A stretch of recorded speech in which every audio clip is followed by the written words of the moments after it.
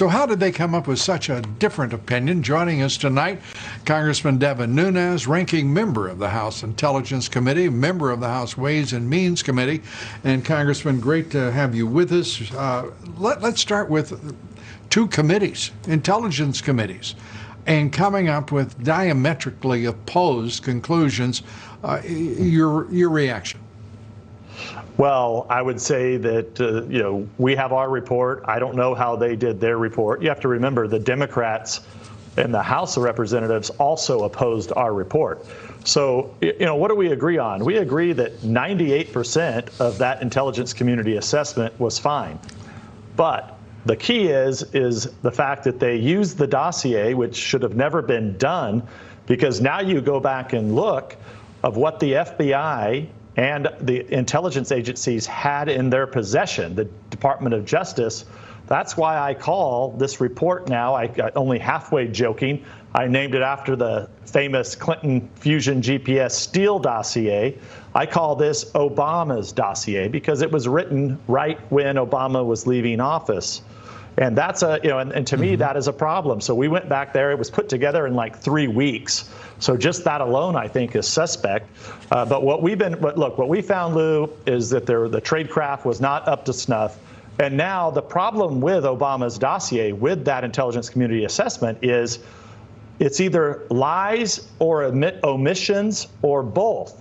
So if the intelligence agencies had a plethora of information and didn't put it into an intelligence community assessment, how can it even be a true intelligence community assessment? So sometimes you just have to apply a little common sense to this. I don't know what happened in the Senate. You'll have to ask them.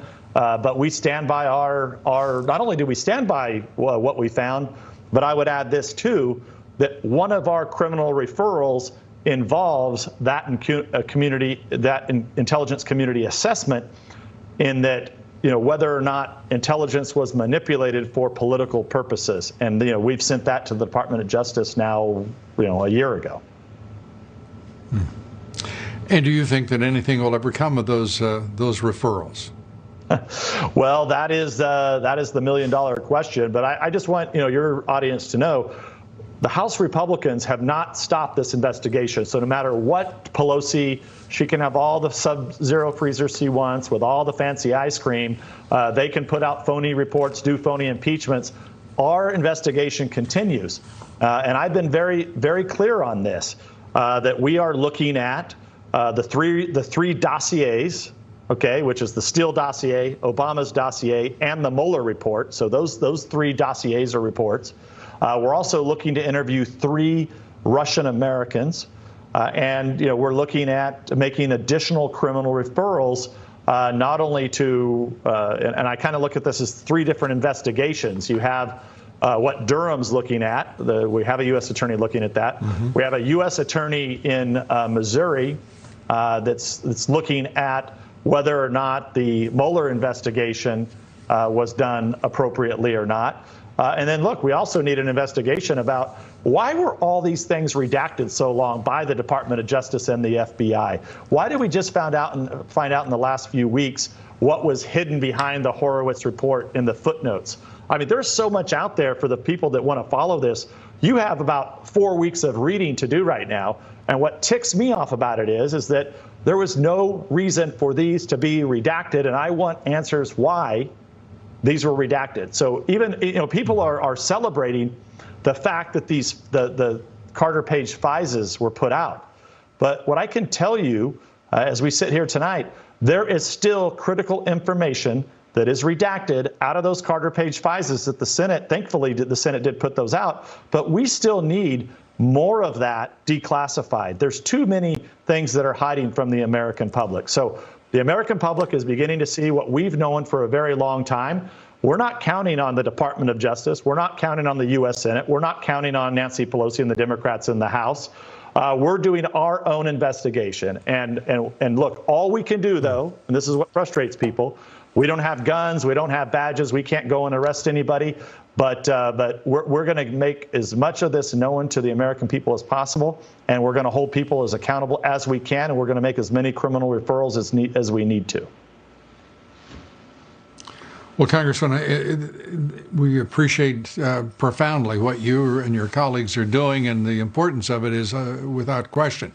However, we're also looking at what is now 4 years of foot dragging and absolutely an effort to run the clock out on all of this. And the agencies have been supremely successful in doing so with the help of those who are aiding and abetting them in the Democratic Party on Capitol Hill. And now I don't understand why the Attorney General would not declassify this material and put it before the American people going into the election this year, because the Democrats succeeded in stealing election, in my judgment, in 2018. By exactly taking on this nonsense with all of their so-called investigations, the special counsel, that all amounted to one thing: vindication and exoneration for the president, but not one single committee chair of the Democratic Party has paid a price at the polls.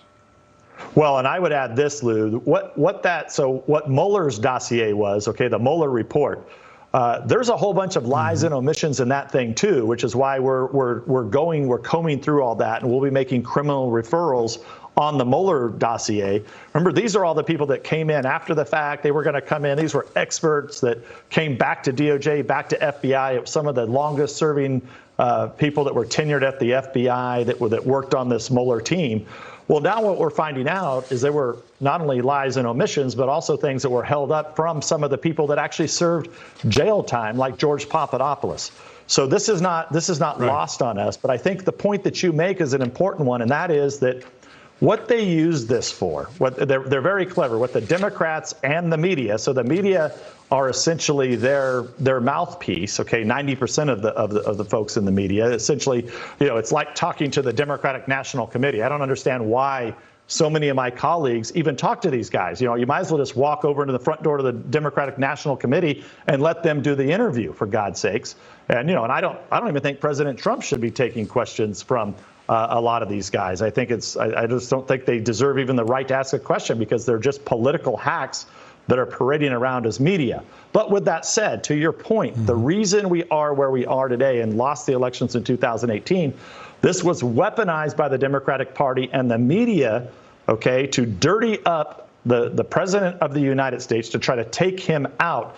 And in the process of that, they raised millions and millions and millions of dollars by poisoning the minds of millions of our American citizens. Poison the minds so that they would open up their wallet and give people money. That's why Republicans lost the House of Representatives last time. We were overwhelmed by tidal waves of cash where we had no ability to defend ourselves, because if you take the Democrats with the media with a tidal wave of cash coming in from what I think are really innocent Americans who really really thought that the Russians were controlling the Republican Party. As asinine as that sounds, because we know the truth now it was never the Trump campaign or Republicans who were trying to collude with the Russians. Guess who it was? It was the Democratic Party trying to collude, and the Clinton campaign trying to collude with the Russians. And with that, we have to collect ourselves. That's a lot to ingest, and I have to tell you, I think that the American people have got it figured out right now.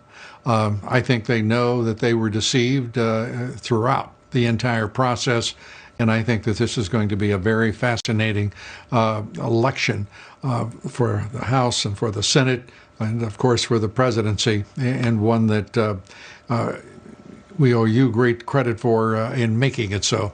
Congressman Devin Nunes, always good to see you. Thanks. Thank you, Lou.